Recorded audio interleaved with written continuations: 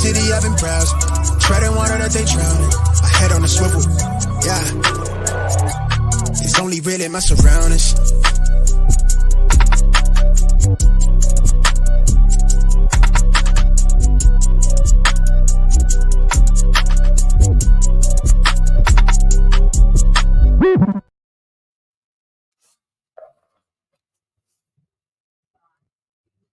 Accept podcast. I'm your host, Michael Royer. You can find me on Twitter at DynastyDadFF.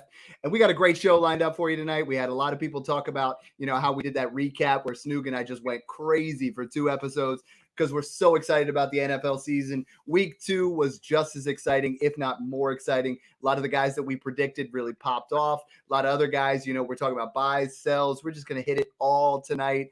Snoog, we're back. Week 2 was just as crazy, if not more so than week 1. And I'm hooked on the NFL, like always. Yeah, same. I mean, I had a down week this week. I think I split 50-50 in my leagues across 28 leagues that I'm in. It wasn't a good week like week 1 was. Very successful week 1, but we're bouncing back in week 3. One more week away, and we get to watch the GOAT hanging up behind me run for 80 yards, catch 8 passes, and throw out 40 fantasy points, and then everybody hops back on the wave. Me and you were talking about it before this, so everybody listening to this, go trade for Alvin Kamara in all of your fantasy leagues, redraft, dynasty, it doesn't matter what it is. And also, if you're not a Patreon member yet, you need to be, because we're giving away his mini helmet signed. That's right, signed. There's nothing better than that you could possibly have, and I'll probably track you down and steal it from you for whoever wins it. So. Yeah, and the Patreon's popping. I mean, we just had 2 guys. If you guys are in the all access with the VIP, we just had Rob and Dustin in here in the room pre-show, talking it up, talking about some of their dynasty trades. We're going to jump on with you guys ahead of those shows every week, on Tuesdays or Wednesdays, whenever we record. We're going to open that up for you guys. So, but without further ado, let's just jump into some of these trades. Let's jump into some of the action and let's get it going. The first game, my Eagles, we got the Eagles Vikings on Thursday. Hurts, a lot of up and down. Devontae Smith was what he's been all season. AJ Brown down a little bit, but the biggest thing takeaway wise for me, I mean, the game that DeAndre Swift had. I mean, you look at what he was able to do. People are like, well, let's maybe he gets eased in. Kenny Gainwell's out of the way. No, man. We look at he has a monster game, 175 yards and a touchdown on 28 carries. And the question I get now is, right, we talked about in the Patreon, we talked about it on Twitter, that DeAndre Swift was a sell. Kenny Gainwell came out, dominated the touches week 1. Now DeAndre Swift comes out with a absolute baller game, right? He comes out, he's a top 5 running back for week 2. Are we going to see more of this, or is now a prime time to sell DeAndre Swift? Because this is where, owners have been frustrated with DeAndre Swift. Is this big game that gives you an opportunity to sell, or should we just be buying that a running back in this offense could hit? If I can't get a first plus for Swift, then I'm going to keep him, because this is a running back that for most of his career, a lot of people didn't think he was great between the tackles and didn't think that he was getting downhill and being like more of an aggressive runner. Although I disagree, because back in his rookie days, he was running people over. He's just a mini monster. Like he's a running back that's arguably one of the most talented in the NFL on like a per talent perspective. Like this is a guy that can catch the ball out of the backfield at an elite level. He has insane abilities to make people miss between the trenches on the outside, and he's one of the best running backs in space. So we're finally seeing a team utilize that, and if he can stay healthy, I mean, he was an RB1, low-end RB1 in all 3 years for the Lions, top 15 in points per game. So, I mean, this is a running back that can do it all, and he's finally getting used as that in Philly. Like you said, 28 carries. I'm pretty sure that's the most he's ever had in his career. And he didn't just go for like 100 yards. He went for 175 yards. And if they kept feeding him like they were, I mean, 75% of snaps, say he got 90% of snaps, he would have had a 200-yard rushing day all day. I mean, 6.25 yards per carry. He punched in a rushing touchdown. I know Jalen Hurts, I posted a meme about he just can't catch a break from getting vultured. Like Jamal Williams, now he has Jalen Hurts stealing his 1-yard touchdowns. But, I mean, he caught 3 passes out of the backfield.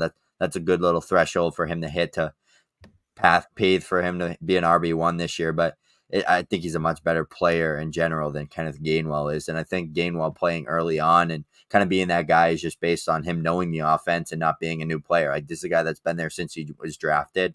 Swift just got there. Swift's going to be running behind the best offensive line in the NFL. If I can't get a first and a second for him, I'm keeping him all day. I like that.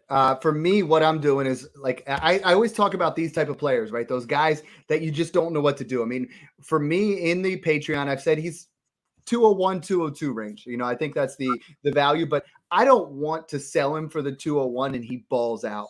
And like my problem is what I want to do is I want to use him as an asset. We talk about it, a lot of these type players where you're just confused on where they at. They could absolutely pop off. They could do that. I'm trying to trade DeAndre Swift for plus for Travis Etienne. I'm trying to add a plus to get to Jahmyr Gibbs. I'm adding a plus to get to Tony Pollard, even to get to Kenneth Walker.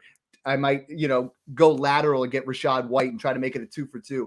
I don't think any of us want to be that guy that trades DeAndre Swift for a mid 24 second or an early 24 second, and he becomes a top 5 running back, because that is in the range of outcomes, right? Like you look at what he could do, and he can be a top 5 running back.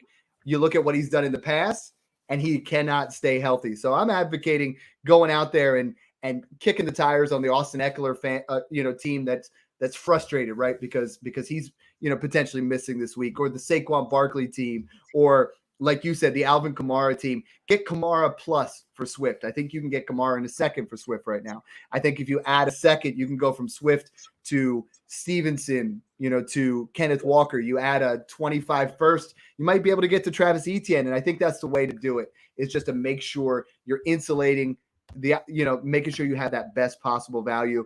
Snoog, the other takeaway from this side of the ball, and we're not going to talk Eagles the whole time, but the wide receiver 44 right now is A.J. Brown. A.J. Brown is best friends with Jalen Hurts. They had a blow up on the sideline. How do you make a wide receiver happy when they're disgruntled like this?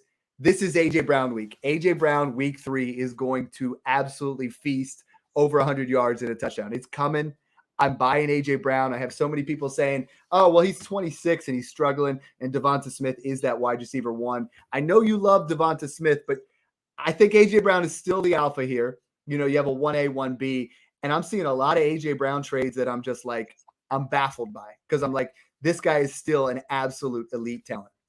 Yeah, there's no wide receiver duo in the NFL that complements each other better than Devonta Smith and A.J. Brown. I mean, A.J. Brown's a guy that can do it all. He's a monster after the catch.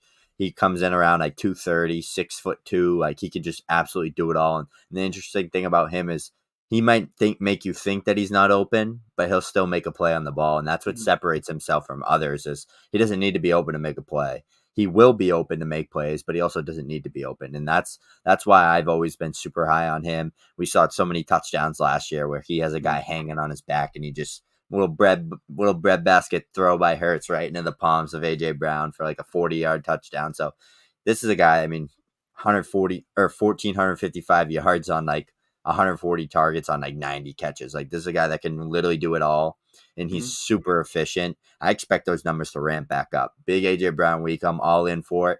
He's still my wide receiver 4 in Dynasty, just ahead of Garrett Wilson and just behind CeeDee Lamb. And I think there's a real world scenario where he can just turn it around and have a top 5 path from week 3 to week 18, because he's in one of the best offenses in the NFL. He's probably going to be the number 1 target in this offense. I mean, him and Devonta Smith are going to split that target share.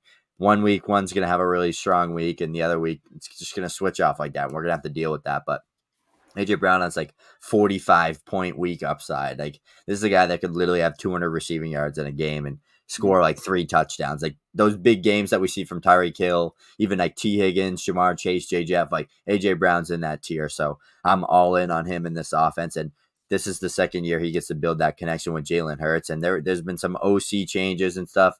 They're going to have to figure it out. They're going to have to get the ball in the playmakers' hands if they want to be a competitor and they want to win the Super Bowl this year. So I put all the faith that they figure that out this year. Some of the trades that I've helped people negotiate from the Patreon that just blew my mind. Michael Pittman in 2 seconds for A.J. Brown. Absolute smash. Steal. Deebo Samuel and a 25 first and a 25 second for A.J. Brown. Smash. Steal. You know what I mean? Like we're trying to do Kendre Miller, a 24 first and a 24 second. Smash. Sam Howell, Jamison Williams, and a 25 first for A.J. Brown and a 25 second. You know, like you guys are looking at him. I got Puka Nacua and a 25 first. You know, we're going to talk about Puka a little bit later, but he's not A.J. Brown. You know, like he's had that area for the first couple of weeks, but he is not A.J. Brown. A.J. Brown is a screaming buy. On the other side of the ball, there's a lot of buys. I mean, look at the Minnesota offense. Snoog, I think Kirk Cousins is a top 10 quarterback the rest of the way. The defense looks bad. The run game looks bad. And he is putting Justin Jefferson at an absolute elite pace to go over 2,000 yards. He hasn't scored a touchdown, but he's still a top 5 wide receiver. Jordan Addison, 2 touchdowns, an absolute, stud in the making. We've talked about all offseason saying that he is a T. Higgins light, a Devonta Smith type. And I think, you're starting to see that. This offense is fun, but it just got a little bit more interesting. Alexander Mattison was absolute dog water. That's what my kids say. He was absolute trash. Now we get Cam Akers today, right? Cam Akers just got traded to the Minnesota Vikings. Cam Akers was the RB6 over the last 6 weeks of the season last year. Something happened with him and McVay. He gets a fresh start. What are we doing with Cam Akers now? I mean, we all know what we're doing with Addison, what we're doing with Justin Jefferson. Kirk Cousins is that screaming buy for a late 24 first. But now it's Cam Akers is in Minnesota. How should we look at this situation? Yeah, I mean, Cam Akers is a much better talent than Alexander Mattison, and I don't think I need to convince anybody on that. We know the talent Cam Akers is, and even after the Achilles injury, he still had a top 5-game stretch last year, just showing us that talent, that downhill runner he is. Good after the catch. He's decent in the receiving game. He's going to bring a different level to the run game that Minnesota has lacked. Madison has struggled getting downhill, running aggressively. He's playing too much stare and watch and not hitting that hole hard like Akers is going to. So I'm excited to see him just get downhill, get more carries in this offense. I mean, he got 22 carries in this Rams offense the other week, but you could just tell he's checked out of that team. He needs a fresh start. He needs to move on. We're going to see that in a much better offense. It only takes a 24-second at this point, I think. I think Cam Akers is clearly worth that. And if I'm all in for that situation. We got to think about too is there's an offense where he's going to see a lot more red zone opportunities because Kirk Cousins, like you said, he's a QB1 right now in fantasy football, and he has over 700 plus yards, on pace to crush the record. Jay Jeff's on pace to crush the record. This is a good offense that has struggled with the run game, so that's the issue. They've been throwing the ball so much. That's why they're having rough games. They're not capitalizing and finishing games strong because they're not giving them a rest and kind of beating between the tackles. And that's what Cam Akers is for. So I like the acquisition for the Vikings. Yeah, and I know this is a lot of garbage time. We don't worry about that in fantasy. Jefferson's been great. Addison's been great. There's a real debate to move TJ Hawkinson to the tight end 2 to 3. I have moved him into the Andrews Kelsey tier and dropped Kyle Pitts out. Now, some people in the Patreon say that's crazy, but this guy, since he's gone to Minnesota, has been the tight end 2, and he's not that far off Kelsey in a game-per-game action now that you look at the early part of the season here. So, TJ Hawkinson, man, I think you can get, you give up Mark Andrews. I think you can still get Hawkinson in a second. I'm all for that. I'm actively shopping my Mark Andrews shares to those TJ Hawkinson owners because I think Hawk is going to this offense just excites me. I mean, even KJ Osborne mixed in there. Moving from that offense to a game that, I thought was going to be an absolute shootout. It kind of went back and forth. The Ravens-Bengals. So Joe Burrow, another poor performance here. He looks like, obviously, he's got that calf injury. Are we worried at all about the offense? I said this is the big bounce back for T. Higgins. He absolutely dominated in week 2. He was a top 5 play. But Joe Burrow's banged up. What does that mean for Jamar Chase? What does that mean for T. Higgins in this offense? Because I'm having a hard time. People in redraft are saying, hey, what do I do with Jamar Chase? And I think you have to obviously hold. And I'm not trying to sell in Dynasty on the cheap. But we have to temper expectations a little bit until Joe Burrow is completely healthy. Yeah, I mean, from a pure talent perspective, Chase is the top 5 wide receiver in the NFL all day. Even at 22, 23 years old, he's the locked and loaded wide receiver 2 in Dynasty. Just having that flexibility and that ability to be attached to Joe Burrow for the long time in this Bengals offense. I mean, this is a playoff team all day. They've made it to the second or third round of the playoffs 3 straight years now. So, I mean, the Bengals are a very good team, and I do think they will turn it around. I think the injury is affecting Joe Burrow a little bit with the calf strain, but that's an injury that he can recover from. Yeah, maybe he'll miss a week or 2, but What matters is getting to the fantasy playoffs. When you need your players to show up is weeks 15, 16, and 17. Joe Burrow is most likely going to be healthy during that time and going to be playing during that time, because then it's playoffs for the NFL and they don't play around with that. Like, they need that like end of season stretch to kind of capitalize, especially if they're fighting for a spot. I mean, they're 0-2 against the division right now. Like, they need to win games now. There's no time for Joe Burrow to be milking this calf strain or whatever the injury is right now. I mean, T. Higgins showed what he can do last week. I mean, 28 points, 2 touchdowns, monstrous plays in that red zone opportunity. There's a real world where we're going to see a lot more T. Higgins and a lot more red zone touches for T. Higgins, just because teams figured Chase out. I mean, Chase has a safety high over the top on him all the time. He's getting double teamed more than you can imagine. I'm pretty sure he was the most doubled wide receiver in the NFL last year. And now it's year 3 for him. He's getting better. Teams are figuring it out. Teams know Joe Burrow has that tunnel vision towards Chase and loves to just absolutely pepper him with targets. So now it's time for T. Higgins to step up. And they already said, T. Higgins, all right, we're probably not going to re-sign you. You're going to want too much. You're too good. We're going to let you walk. Now it's time for T. Higgins to prove what he has and show us that elite asset and that elite skill set that he is, because he needs to prove himself that he can get paid a massive contract from another team. So I expect T. Higgins, and I think T. Higgins is the buy in this offense. Huge buy. I'm with you there. I mean, Though. I saw a Twitter poll today that was T. Higgins and Breece Hall for Justin Jefferson, and it was 70-30 on the Jefferson side. I think T. Higgins is a lot closer to a top, 5 to 8 dynasty wide receiver than people want to admit. Like, a lot of people, I have him right now as my dynasty wide receiver 9. And I mean, there is a real world scenario where he goes to that right situation next year. And I put that thread out there talking about this is his floor right now, right? This is where he's at. Potentially he goes to, like we talked about, New England with Mac Jones and becomes the number 1. He goes to Kansas City, he goes to Buffalo. So many different options for T. Higgins. He's just an insulated value that I'm all in on that, trying to make sure I'm moving there. Other side of the ball, the Ravens. Lamar Jackson looked a little bit better, 24 for 33 for 237 and 2. Nice, running day, 12 for 54. Big games are on the horizon for Lamar Jackson. Like, this was starting to come back out of it a little bit. Gus Edwards got his 62 and a touchdown. This is where we talked about it we keep talking about it. Insurance running backs are huge. Gus Edwards was one of those guys. Jerome Ford, we're going to talk about that. So many running backs just getting value.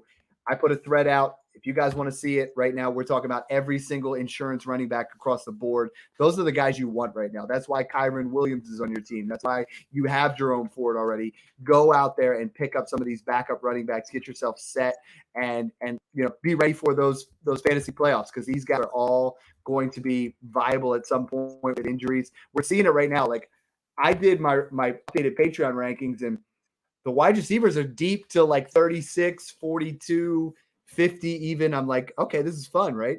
And then when I'm doing my running back rankings, after you get past, Kenneth Walker at RB10, I'm like, okay, Jacobs has struggled a little bit, and Javonte doesn't quite look himself, and Najee's been banged. He doesn't look good, and I'm starting to move James Cook up, and the running backs are getting tight, right? Like, if you can buy those premium running backs, there's not that much available on the open market. Yeah, I mean, it's getting ugly. I was just updating the dynasty rankings the other day, like staring at the screen for like 10 minutes. Like, am I really about to put like Rashad White or like James Cook in the top 20? Like, that's what it's coming to. Like, I really don't know what to do with these running backs anymore, because it's like they're on rookie contracts. James Cook's on a very good offense. It's like, I guess I just have to bite the bullet and go with it. But I mean, Swift's up there now for me. That's a guy that I'm completely fine bumping up to, like, I think he's like my RB 15, 16 right now. I mean, he's so talented. I'm just going to go all in on him. I love those volatile, talented running backs like Travis Etienne, Jahmyr Gibbs, DeAndre Swift, because when they hit, they hit. Like Austin Eckler, Alvin Kamara, CMC, those running backs that are just elite at multiple aspects in the game rather than just being an elite pure runner. Like, that's what you got to focus on. I mean, Dameon Pierce is a good option of a guy that's like only can run the ball, and he's been so bad at it because the offensive line is like 4 down for the Texans. So move off of Pierce and go into those James Cooks, Rashad Whites, DeAndre Swifts. And yep, I'm for you, man. Those were my 2 biggest buys. I've moved, you're going to think I'm crazy, I moved Rashad White to my RB 13 and James Cook to my RB 17. The PPR floor to ceiling on I these love guys. it. I know. I moved James Cook above Pierce, Mixon, and Aaron Jones, and I moved Rachaad White slightly above Javonte Williams and Najee Harris. I think Najee Harris is in such a situation right now. Yeah. I'm trying to move off Najee, and I think you could still get, White, James Cook plus for Najee Harris for that name cachet, but that Pittsburgh offense, which we're going to talk about in a little bit, like I'm for buying these running backs. Ramondre Stevenson's still a buy because we haven't seen his ceiling. Right now, we have to play with these PPR running backs. I mean, like I've moved Kenneth Walker all the way up to my RB10. His usage has been phenomenal, so it's like tier up for some of these guys that we think are elite, tier down. Like I made a trade where I got Rachaad White for Jonathan Taylor. I got Rachaad White in a mid 24 first, which could be top 3 for Jonathan Taylor. Like I know that's not a trade that we would have talked about 6 months ago, but you have to make adjustments. I put a tweet out there like this week too, right? The most important thing right now is you could have a team that has, honestly, you could have Puka, you could have, Kyron Williams, Brian Robinson, all these guys, you'd be 2-0. The biggest difference maker for me is making adjustments. Like that's what you and I do well. That's what we're trying to teach to everybody is like, we can all do this. Just make sure we're making adjustments. So I love that your take on Swift. And I think White and Cook are right there. And I'm willing to pay up on both of those. So same with Brian Robinson. Yeah, Brian Robinson is going to be an interesting one. I can't wait to talk about that team. We're moving from guys that are buys to guys that you can no longer even touch. We're talking about the Falcons. Bijan Robinson is phenomenal. Like the runs that we've been seeing him make, and they haven't even unleashed him yet. He is what we thought he was going to be. He's almost unobtainable at this point as far as value goes. If you are a Breece Hall owner, would you give Breece Hall in a 24 first to get to Bijan Robinson if you think it's going to be like 108 to 112? Because so many people are worried right now about Breece Hall, right? That Jets offense looks anemic. We don't know what the situation is going to be. Bijan is the real deal. Are you willing to give up 108 to 112 on top of Breece Hall or Jahmyr Gibbs to get to Bijan Robinson? Because, man, I'm just thoroughly excited with what I see with him. I look at it like I think Bijan Robinson's like legitimately like the J. Jeff of the running back position. Almost untouchable, right? Especially if they keep using him like they're like almost using him like how like the 49ers are using CMC, if you've noticed that. And they're just using Algier to just be like the banger between the tackles. Like they're keeping him fresh, man. I love it. So talented that he's gonna still score double-digit touchdowns, even if he's getting touchdowns vultured. Like this is a guy that we literally can. You can't tackle this guy in a phone book. Like I think if me and you, Dad, were in a phone book with Bijan in a phone booth, and it was, I know you're a little bit younger. The terminology is in a phone booth. We couldn't tackle him, Dad. Like we wouldn't even be able to put our hands on him in a phone booth. So that's how good he is. We saw that like over the head, like zoomed in sky video of him, like just breaking like 4 Packers players and putting them on their faces. Like we're going to see this all year. You should have known this was going to happen. Everybody that's on that, he hasn't played a snap in the NFL yet wave. Well, now he did. And now you know exactly what we've been telling you. He's generational. He's going to be generational. And he's the best running back in the NFL right now. So deal with that. He's put up 20-point games in back-to-back games for the Falcons already. Those 20-point games are going to continue to climb, and just wait for those 30-point games or those 40-point games. Like this kid's the J. Jeff of the running back class. So yes, if I can pin in that 112 or 110 and add to like a Bijan or Jahmyr Gibbs, I think I would do it depending on the roster. If it's my first, probably not. But if it's like another team's first, I'd be fine doing it. But I mean, Breece Hall and Jahmyr Gibbs are both elite talents as well, and they could close that gap. All it takes is just whoever gets hot, whoever's getting more volume, whoever's getting more receiving work. So it'll be interesting to see how it pans out. But I look at it like Bijan's J. Jeff, Breece Hall and Gibbs are like that Chase CeeDee Lamb, and then it's like the rest. Then you got Travis Etienne coming in, fighting for that 4 spot. But nah, I mean, I love Bijan Robinson. If you can go out and get him before the rest of the league realizes that, chances are you probably can't. But at this point, he's the RB6. You look at it, 14.3 points. Or hold on 1 second. We're looking at right now. I mean, he has put on an absolute clinic. Like I said, he's at that RB6, RB5 right now. He put up 20.3, 21.2 on limited work. Right now, he's number 2 in the league in fantasy points per touch, only behind Christian McCaffrey. This is the guy that you want. You want to have Bijan Robinson. The rest of it, Drake London, the panic window is over. Like everyone was like, oh, he's not going to do anything. And I was buying him everywhere. Like I was getting insane value on Drake London. Kyle Pitts is what I want to talk about now. Like, I think this is the week they play against Minnesota. Minnesota has given up the second most fantasy points to wide receivers. They've given up the third most points to tight ends.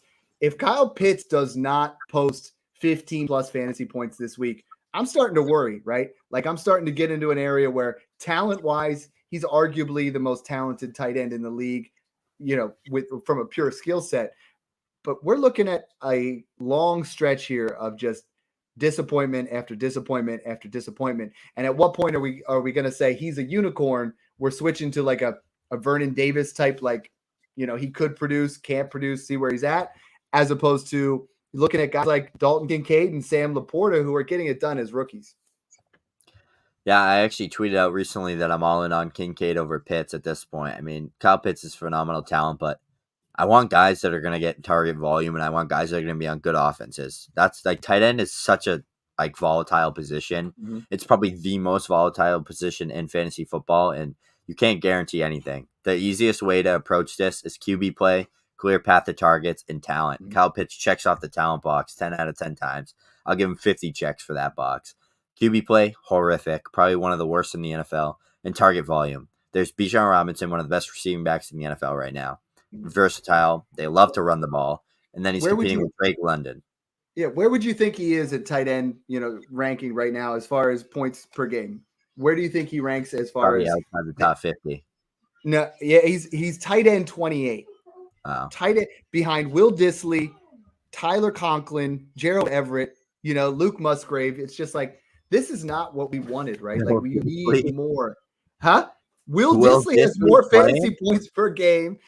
Right? Like most people are like, I thought he retired.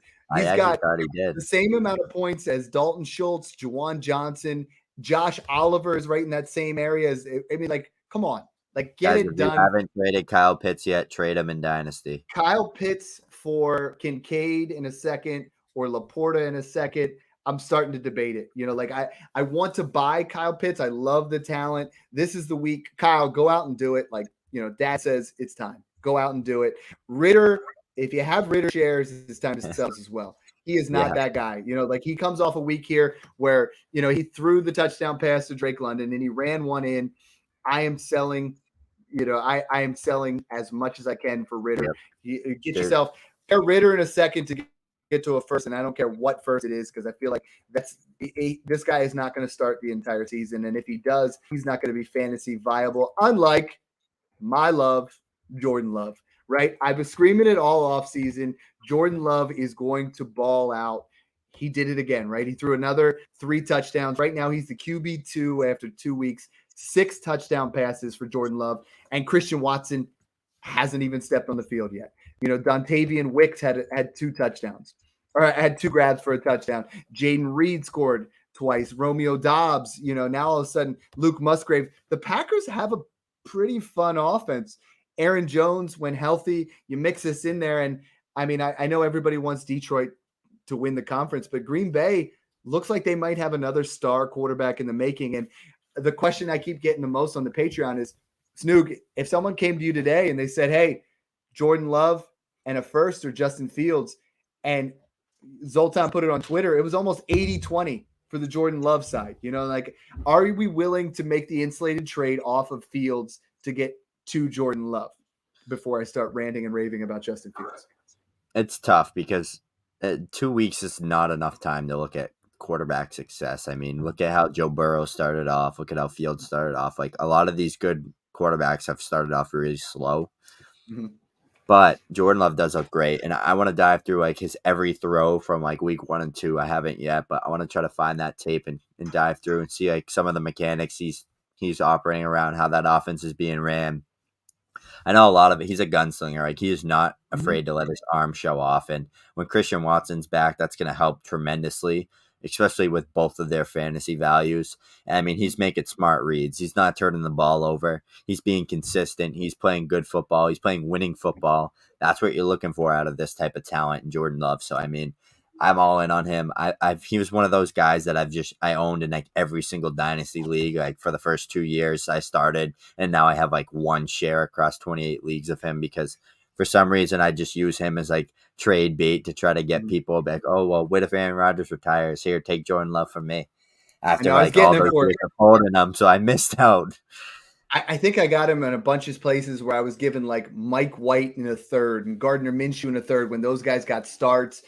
In the rookie drafts, I bought 5 shares from that 110 to 112 range where I didn't know who to pick. Like Zay Flowers went, and I'm like, I don't know who to take here. I don't want to stretch. I'm gonna take Jordan Love. And the whole league was laughing. Like these leagues were like, hey, why is Dad in on this Jordan Love guy? Like I said, QB2 after 2 weeks. Now let's talk about Fields because I gotta do it. Like I just mentioned him, Justin Fields has been absolutely just driving me nuts, taking way too many sacks. The offense is not the way it should be. But I got to talk about this a little bit because everybody's like, Dad, Justin Fields was your guy. You were talking about going from Jalen Hurts to Justin Fields in a first. In 2022, weeks 1 through 4, Justin Fields averaged 10.4 fantasy points per game. That's the QB 35. Weeks 5 through 18, 24.1, he was the QB3, right? He looked to get that connection going with DJ Moore again. I think Justin Fields is now becoming a buy because he's so polarizing. I think this is a guy that zero designed runs week 1. He is not getting those same kind of looks. The offensive coordinator is not dealing, they only did not throw a single pass over 20 yards week 1. They're starting to open it up a little bit. I think we get a buy low window here on Justin Fields. And so many people are panicking. Again, it's week 2. If you sold him last year, you probably sold Justin Fields for Trey Lance. You probably sold Justin Fields for, Matthew Stafford. You probably sold him way too early. I'm betting on the talent. I'm not saying long term. I'm not saying he's going to be where Hurts was, but I think Justin Fields has the talent that he's going to be a QB1 the rest of the way. Yeah, I mean, the issue is the Bears are trying to transform him into a player that he's not, and that's a pocket passer. He's not a pocket passer. Let him be the QB he is. He came out today about that. He wants to be that dual threat quarterback that can gouge you for 80 rushing yards and throw for 200 and score 4 total touchdowns. Like that's the type of player he is. That's how he was in college. Yeah. He can make you those throws he needs. He's been showing that his throwing progressions have gotten better. He had 2 games with 200 plus passing yards last year. He already has 2 this year. I know that's not a lot, but that's improvement. He's improving as a passer. He's making the reads downfield. He's putting that ball in tight windows. That's what we want to see from him. But making him stand back there like a statue is not the game he has. He's just getting antsy back there. So we need to get him on the move, emphasize the short area routes. We want those curls, them slants, the out routes, the check downs, the option routes, things like that. That's how we're going to optimize his skill set. Get the ball out of his hand quick or let him run the ball and do his thing. That's all how I feel about it. If this coaching staff can't turn that around, then, I mean, I'm scared for Justin Fields. I really am. But if they can let him do his thing, then he's going to show what he can do, and he's going to be a top 10 lock for this year and next year as a quarterback in fantasy football. Yeah, I think there's absolutely hope for Justin Fields. Like I said, I mean, he turned it around last year. I think once we start getting some of those runs going, right now he's the QB 16, and I think people are looking at it like he's the QB 28. He's the QB 16, above where Lamar Jackson is, above for some other guys there. And I'm seeing some trades that are just making me absolutely sick to my stomach. I have one to tell you that's like bad. I just saw Dak Prescott in a second for Justin Fields. What? Like what? Why? Like Dak Prescott hasn't been that great. You know what I mean? I saw Brock Purdy in a 24 first. Okay, you're staying in that same area. Brock Purdy's what? QB 18. So you're not really getting better and you're losing some of that upside. Jimmy Garoppolo a 24 first and a 24 second. That's absurd. Chris Godwin in a 24 first. Like who is making these trades? Honestly, because I'm going out there buying Justin Fields for those all day long. Check your owners, check the managers in your league, and really go out there and just say, see where they're at. Listen to this one. Someone traded in one of my leagues I'm in. Trade Justin Fields and got Derek Carr in 3 seconds. That's disgusting. What is the play there? He he also got Devin Achane, but like Okay. what? Yeah, that like It throw was like together. almost like a veto trade, but it was just Yeah. like I'm not the commissioner in that league. I just like whatever. But it's a Yeah. competitive league too. I don't know what the kid was thinking. Panic mode, just like super active kid, good Mhm. dynasty manager too. His team's great, and he just did that, and I was just like, what is the thought process? Derek Carr Mhm. stinks. Like, why do you want Derek Carr? What's he gonna do besides the same thing Fields is doing without the rushing upside? So it's like, why do you want that? Going from the Fields Go to send out a first and a yeah, Derek Carr quarterback and go get Justin Fields in all your leagues. you're at a spot where if you're tearing off someone now, I mean, like we're going to talk about Josh Allen. I think you can get it where there's like Fields and 2 firsts for Josh Allen. And I'm not saying to advocate going that way, but if you can add a second to Jordan Love and get Justin Fields, like this is the time, like I've I'd been do a all in. first. Yeah, absolutely. I mean, I think CJ Stroud had a nice game. I think Bryce Young looked a little bit better, but I'm still tearing up to Justin Fields from both of those guys. Talk about Josh Allen. He balled out week 2. There was a little bit of worry there for some people. They were like, "Hey, should I get worried about Josh Allen?" Absolutely not. 31 of 37 for 274 and 3. He's not running quite as much. Absolute beast. Diggs is doing his thing. What I really got to talk about is James Cook. 123 yards on 17 carries. Did anybody see that happening? Like, did it, we all talked about his PPR where he actually, he caught 4 passes for 36 yards. But this is the type of usage, Snoogs, where like I can see James Cook finishing as a back end RB1 this year, even though Damian Harris and Latavius Murray are vulturing touchdowns. This type of usage, this many carries, this many receptions, James Cook is a PPR steal right now where I'm trying to get insulated trades, moving off Josh Jacobs, moving off, Eckler if I'm in a situation where I'm not trying to win. Like I think James Cook and Rashad White are 2 of my biggest buys that I'm trying to get those insulated trades for that people in the offseason didn't like. And after 2 weeks, a lot of people still haven't made the adjustment that James Cook looks great. Yeah, I mean, I'm one of them. I can take the blame right now that I was not in on him. I was telling people to sell him just because I never thought that he'd be able to his game would translate. I mean, I know he was fast in the 40 time, and I know he looks fast on the field, but he lacks that between the tackles and that lateral ability like Jahmyr Gibbs had. Like in that first game for Gibbs, like we saw like like that first explosive step, and then we saw like his wiggle side, like his ability to just make people miss side to side, and he can just absolutely run people over all of a sudden that we saw. And he has that contact balance. I saw a lot of weaknesses in James Cook's game, almost like a Walmart version of Jahmyr Gibbs, but I mean, he looks great right now. 8 receptions, Fantastic. 4 catches in both of his like if you can get 4 catches a game for 17 games, like you're going to finish this in RB1. It's that simple. Especially if you're getting 17 to 10, 15 carries, whatever it is. 10 to 15 is that money zone for getting 4 catches, 5 catches a game. I mean, like you said, that's back end RB1 numbers. He could be the Ramondre Stevenson of this year, and he's on That's a an great elite call. offense. And I kicked myself in the butt about it so many times that I just ignored the fact that he was a 2nd-round pick in an elite offense, and they got rid of Devin Singletary, like brought in the ghost of Damian Harris. Like I should have just known. Like, all right, we got what Rashad White is. Now we got the same Rashad White, but on one of the best offenses in the NFL. Why are we fading him?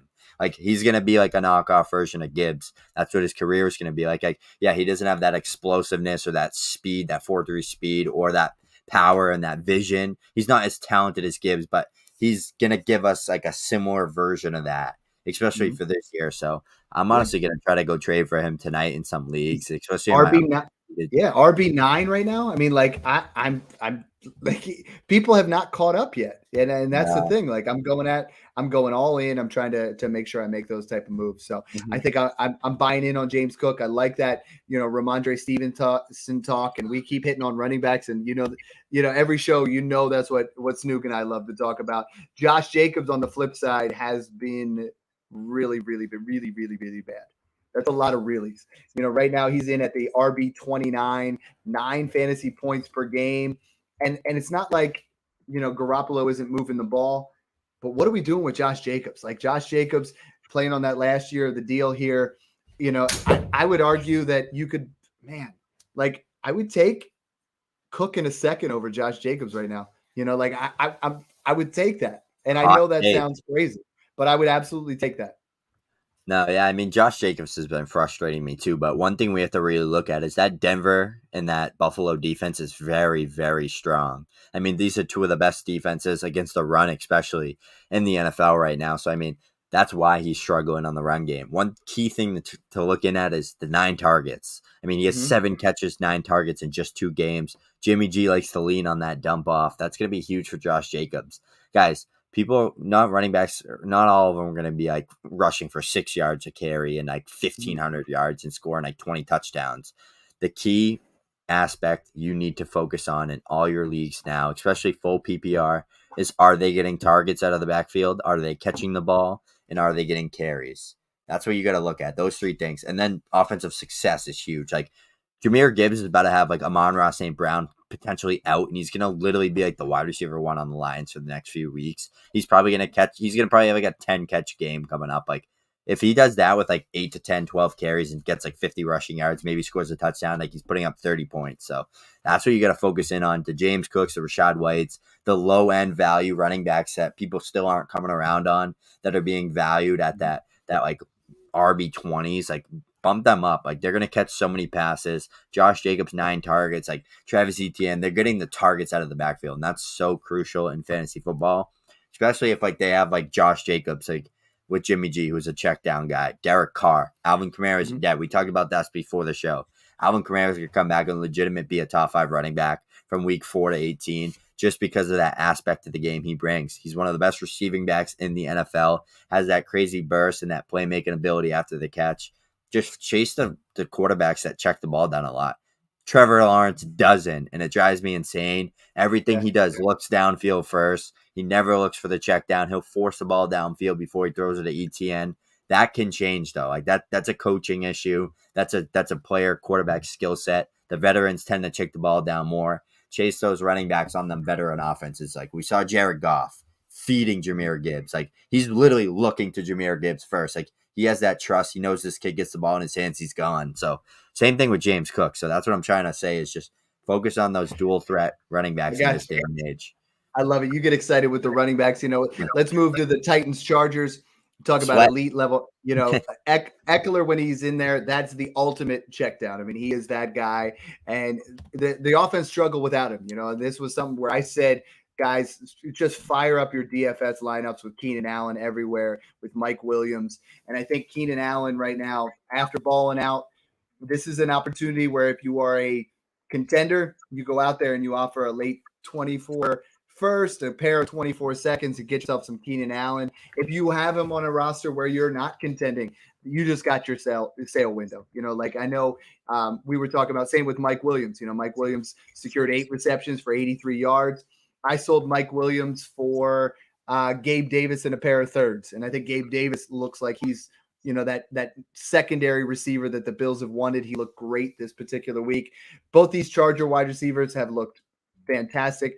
Joshua Kelly was not the same. Like when Austin Eckler's in the game, he's a nice compliment. The biggest takeaway is Tennessee run defense is nasty, right? They made Joshua Kelly look bad. They made Jamal Williams look bad. That's a defense that I'm trying to avoid in that particular situation. But Justin Herbert will finish this year as a top 5 scorer, like you and I have been saying. 27 to 41, 305 and 2. Like this guy is going to be in shootouts every single week because the defense isn't as good as a lot of people thought. He is going to be. I've moved him into the Joe Burrow tier again. I don't think we should ever debate that again. Those two guys are permanently in that same area. Stud quarterbacks, that I think you can still get. If you're worried about Joe Burrow, throw a second and get Justin Herbert in there and work out it, not necessarily straight up, but get a running back on your side, throw that out there, move yourself laterally. A lot of people are worried about Fields, okay, add a little bit and get yourself up to Justin Herbert. Like those are the things. You don't want to move from a Justin Fields down to a Jimmy Garoppolo or a Derek Carr, like you said. You want to try to tier up. And Justin Herbert is that guy that I'm trying to tier up for as much as possible. Let's talk about Bucks Bears because I want to get this first slate done. Bucks Bears. Baker Mayfield, we talked about it last week, looks really good. He's got that moxie again. and it gave you an opportunity for Mike Evans to just absolutely shine. We thought this was going to be Godwin's year. Baker goes 26 for 34, 314, and Mike Evans goes ham, right? 6 for 171, a touchdown, like the glory days. And we kind of wrote Mike Evans off prematurely, right? Like most people have him ranked below DeAndre Hopkins. I don't. Most people have him a first off of Diggs, a first off of or a first off of Devontae Adams. I mean, is this an area where we can literally stay relevant, stay competitive, and give Devontae Adams and get Mike Evans in a 24 first? Is that crazy? I think you can do it, and I think it's a smart move to do because Mike Evans is producing at a high level right now, and Baker looks great. I mean, it's 2 weeks. It's tough to base it off that, but Devontae Adams also looks phenomenal. I know he's in concussion protocol right now, but that's not an issue. I mean, he's still one of the best wide receivers in the NFL, but just being able to transition off, especially if you don't need that top-end talent. Like if you have a loaded wide receiver room and you're low on picks and you're a really old team, this is a great transition move for you to make because Mike Evans is producing like a Devontae Adams right now. And he's the wide receiver one in Tampa Bay. I don't care what anybody says. He operates as that alpha one. He's a deep threat. He can make plays well. He's in contested areas. He's done that for 9 years now, and we write him off every year, and he puts up 1,000 yards and scores 8 touchdowns. So stop writing off Mike Evans. If you can go ahead and someone's like, oh, Mike Evans is doing good, so now I can flip him. Like, go ahead and shoot out 2 seconds for him on all your contending rosters and see if you can get that done and flex him because he's going to be a guy that can give you big weeks to win you games. Like last year with Brady, he was like falling asleep on me and I benched him and he puts up 45 points in the fantasy playoffs. So he'll do that to you. So make sure he's in your flex. There's a theme to this podcast. We're going to talk about Rachaad White now. I mean, Rachaad White ends up, 17 for 73. We talked about, being one of the least efficient runners when it comes to, being in there. But the PPR is what matters. And he goes out and he catches multiple passes again. Rachaad White has the ability to, again, just like James Cook, be a back-end RB1 in fantasy. Are you buying? I know, both of us are big fans and friends in this space with Alex Caruso. He's been all over Rachaad White. If you guys don't follow him, make sure you guys do. But Rachaad White looks legit right now. You look at 21.3 points this week. He's RB15. I think this is a scenario where a lot of people are down on him. A lot of analysts are saying, hey, sell the jump after this week. What are you doing with Rachaad White? I'm buying him because I still think people don't take him seriously. I think they still think that he's just not that great and that his role is easily takeable. And then people love Sean Tucker still. Rachaad White's the running back. Yeah, he's the running back one in Tampa. It's that easy. He's getting the volume. They trust him. He's good in pass protection. He's a great receiving back.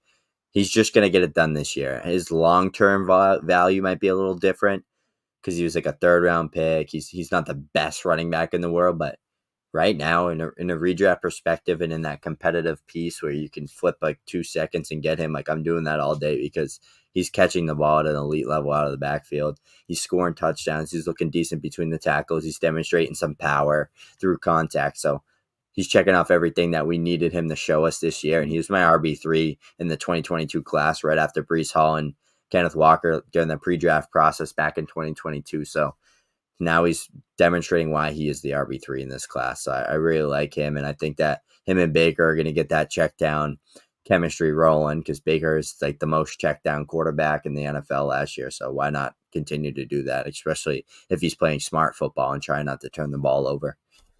I love it. And this has been a fun one. We talk a lot about the running backs. Right now, what you can really do is make some headway. You want to stack up these running backs, get as much as possible. We preached all offseason to buy Tony Pollard, to buy Ramondre Stevens, to buy Travis Etienne, to buy Breece Hall, Bijan Robinson.